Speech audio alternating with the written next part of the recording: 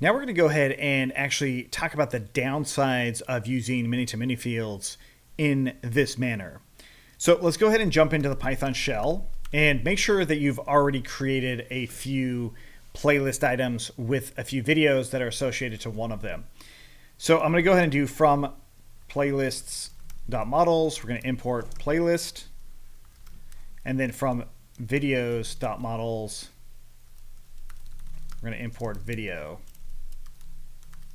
Okay, so first of all, the video query set, so video.objects.all, that's probably not that surprising. We can just get a query set just like this. And we can also reorder this query set with .order by, and we can do it by, like, let's say the reverse timestamp. This should, in theory, give me the reverse order based off of the IDs, right? Or I could do it as the forward timestamp, right? I could actually order it in a lot of different ways. I can also, by the ordering of updated, I don't actually know if those are all going to be different. At this point, they're not. But of course, if you go through and do some saves and changes, you might actually see different orders here. But the general idea is when I call this .order by, it just resorts that query set based off of the field that I'm using, right? So in this case, it's timestamp. This one, it's updated.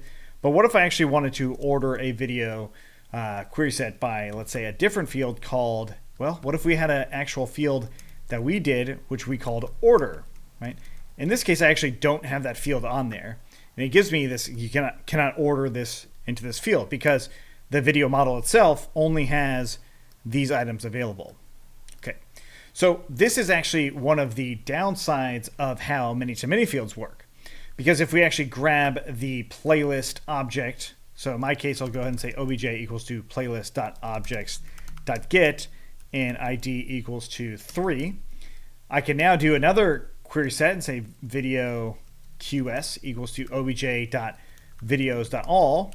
That is another video query set. It is not a playlist query set. It's literally a video query set.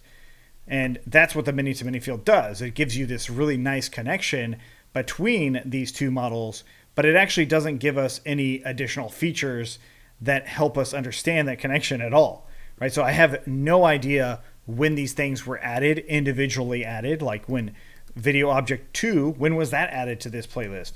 When was video object 4? I have no clue, right? There's actually no way to actually know that with how it's currently done. So that is one of the biggest downsides of these many-to-many fields. Now, fortunately for us, there is a way to make it happen. So what I need to do is actually remove my old many-to-many field. I need to remove it from my model and in my database. So that, of course, is going to clear out some entries, but we need to do it because of what we're about to do. So let's run python manage.py make migrations and then python manage.py migrate. Cool.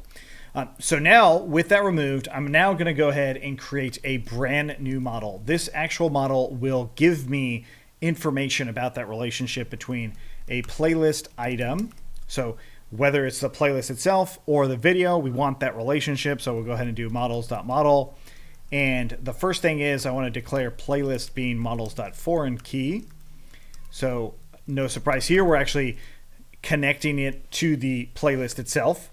And since we just got rid of the many-to-many field, I also need to have the videos. Okay, so I'm going to go ahead and copy this same thing, but just do video here, lowercase video, and uppercase this video. Okay, so what this actually allows me to do then is on any given playlist object, so playlist obj, that of course is an instance of this playlist itself, I can now say playlist obj.playlist item set.all, almost identical to what we just had to the many field. In fact, this is basically the same thing. It's not the same thing technically, but the way we can actually return things, it almost is the same thing.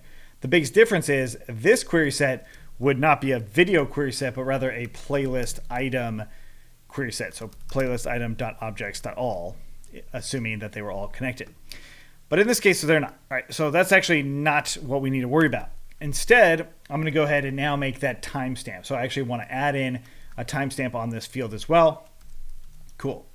So you might think that we're done with just this, but we're not, because like I said, we can actually extend the many-to-many field itself. So I'm going to bring back videos in here now, And now I'm actually going to pass it through that actual model, so through the playlist item model. Now, a huge caveat to this is the actual fields have to correspond correctly. So this field right here, this video field, as well as the model class here, both of those things have to be foreign key relationships on the one it's passing through. And this is actually not a correct foreign key. We also need to pass in an onDelete parameter. And what is it that we want to happen with this onDelete? Well, if it makes sense, if the video that's associated here is deleted, we're going to want to run models.cascade. As in, hey, delete that relationship, delete the relationship that this once had because one of the sources is gone.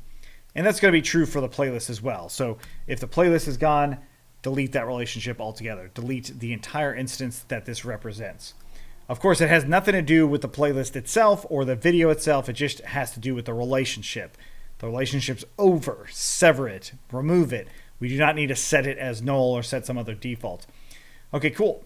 So now that we've got this, I have this timestamp in here, and this actually gives me information about when I'm adding data into this playlist. So if I add a video in here, what's going to happen is it's actually going to also create an instance of the playlist item and store this relationship. We'll see that in just a moment. So let's go ahead and add one more field in here that I want about this relationship, and that is the order. So it's going to be models.integer field, and this is default to just 1. Okay, so this means then that I can actually do a query set that is playlist item.objects.filter playlist equals to my playlist obj, and then I can order by the order, right? So I can actually order it by this, or I can order it by the timestamp as to when it was added. So that actually gives me a order of these playlist items, which is really, really cool. So that is exactly what I wanted. But of course, the query set itself is not videos. So to actually get those videos, you would use each item in there. So for obj in QS, you would actually get the video with obj.video. We'll talk about that once we actually start to display this data. But for now, we have this playlist item in here. I will go ahead and have a default ordering with class meta ordering going to the actual order. And then let's go to the reverse timestamp, as in the oldest ones, or rather the newest ones first. Okay, cool. So now I've got a brand new model and I've got a brand new video playlist item here. So let's go ahead and run our migrations again. So Python manage.py make migrations, and then Python manage.py migrate. Okay, so I get this error of this table already existing. So this playlist related item already exists. Now, this actually is probably due to my testing, not to really anything major. But one of the things that I might need to do is actually just delete my database, which is actually what I'll end up doing. Now, the reason I'm doing this in this kind of weird direction is I didn't want to introduce this before we actually understood many-to-many fields, because this adds another layer of complexity that we didn't have with just many-to-many fields. So what I'm going to do then is I'm going to go ahead and delete my database, and I'll have to rebuild a bunch of things related to it, and I'll do that off the video. But let's go ahead and run our migrations now and see if we get any errors. This time I did not, right? So I actually have everything running.